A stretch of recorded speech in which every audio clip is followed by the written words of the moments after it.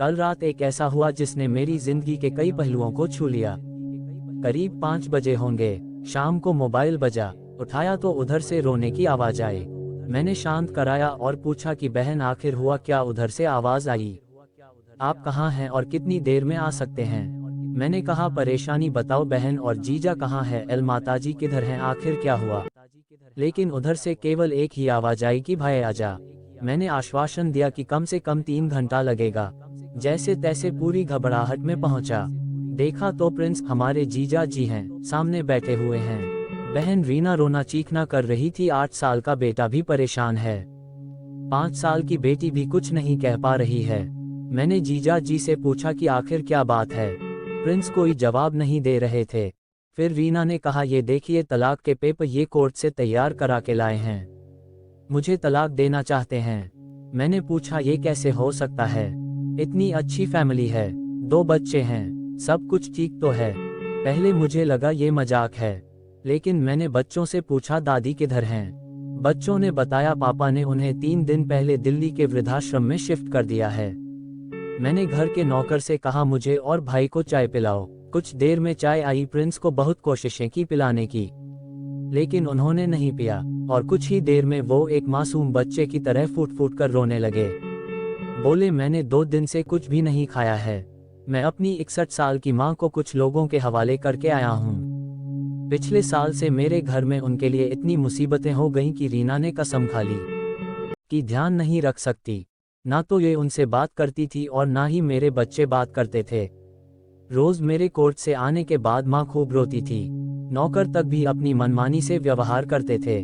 माँ ने 10 दिन पहले बोल दिया बेटा तू मुझे ओल्ड एज होम में शिफ्ट कर दे। मैंने बहुत कोशिशें की पूरी फैमिली को समझाने की, लेकिन किसी ने माँ से सीधे मुंह बात नहीं की। जब मैं 2 साल का था तब पापा की मृत्यु हो गई थी। दूसरों के घरों में काम करके मुझे पढ़ाया, मुझे इस काबिल बनाया कि आज मैं हूँ। लोग बताते हैं माँ कभी दूसरों के घरों में काम करते वक्त भी मुझे अकेला नहीं छोड़ती थी। उस माँ को मैं ओल्ड एज होम में शिफ्ट करके आया हूँ। पिछले 3 दिनों से मैं अपनी माँ के एक एक डैक को याद करके तड़प रहा हूँ, जो उसने केवल मेरे लिए उठाए। मुझे आज भी याद है जब मैं 10th की परीक्षा में अपीयर होने वाला था। माँ मेरे साथ रात रात भर बैठी रहती। एक बार माँ को बहुत बुखार हुआ, मैं तभी स्कूल से आया था। उसका शरीर गर्म था, तप रहा था। मैंने कहा माँ तुझे बुखार है, हंसते हुए बोली अभी खाना बना रही थी इसलिए गर्म है। लोगों से उधार मांगकर मुझे दिल्ली विश्वविद्यालय से LLB तक पढ़ाया। मुझे ट्यूशन तक नहीं पढ़ाने देती थी कि कहीं मेरा टाइम खराब ना हो जाए। कहते कहते रोने लगे। बोले जब ऐसी माँ के हम नहीं हो सके तो हम अपने बीबी और बच्चों के क्या होंगे। हम जिनके शरीर के टुकड़े हैं, आज हम उनको ऐसे लोगों के हवाले कर आए जो उनकी आदत, उनकी बीमारी, उनके बारे में कुछ भी नहीं जानते। जब मैं ऐसी माँ के लिए कुछ नहीं कर सकता तो मैं किसी और के लिए भला क्या कर सकता हूँ। आज़ादी अगर इतनी प्यारी है और माँ इतनी बोझ लग रही हैं, तो मैं पूरी आज़ादी देना चाहता हूँ। जब मैं बिना बाप के पल गया तो ये बच्चे भी पल जाएंगे। इसीलिए मैं तलाक देना चाहता हूँ। सारी प्रॉपर्टी इन लोगों के हवाले करके उस ओल्ड एज होम में रहूंगा। कम से कम मैं माँ के साथ रह तो सकता हूँ। और अगर इतना सब कुछ करके माँ आश्रम में रहने के लिए मजबूर है, तो एक दिन मुझे भी आखिर ना ही पड़ेगा। माँ के साथ रहते रहते आदत भी हो जाएगी। माँ की तरह तकलीफ तो नहीं होगी। जितना बोलते उससे भी ज्यादा रो रहे थे। बातें करते करते रात के 12:30 हो गए। मैंने बहन रीना के चेहरे को देखा। उनके भाव भी प्रायश्चित और आंसू से भरे हुए थे। मैंने ड्राइवर से कहा अभी हम लोग दिल्ली जाएंगे। बहन रीना और बच्चे, हम सारे लोग दिल्ली पहुंचे। बहुत ज्यादा रिक्वेस्ट करने पर गेट खुला। प्रिंस ने उस गेटकीपर के पैर पकड़ लिए। बोले मेरी माँ है, मैं उसको लेने आया हूँ। चौकीदार ने कहा क्या करते हो साहब। भाई साहब ने कहा मैं वकील हूँ। उस चौकीदार ने कहा जहाँ सारे सबूत सामने हैं तब तो आप अपनी माँ के साथ न्याय नहीं कर पाए, औरों के साथ क्या फैसले करते होंगे एल साहब। इतना कहकर हम लोगों को वहीं रोककर वह अंदर चला गया।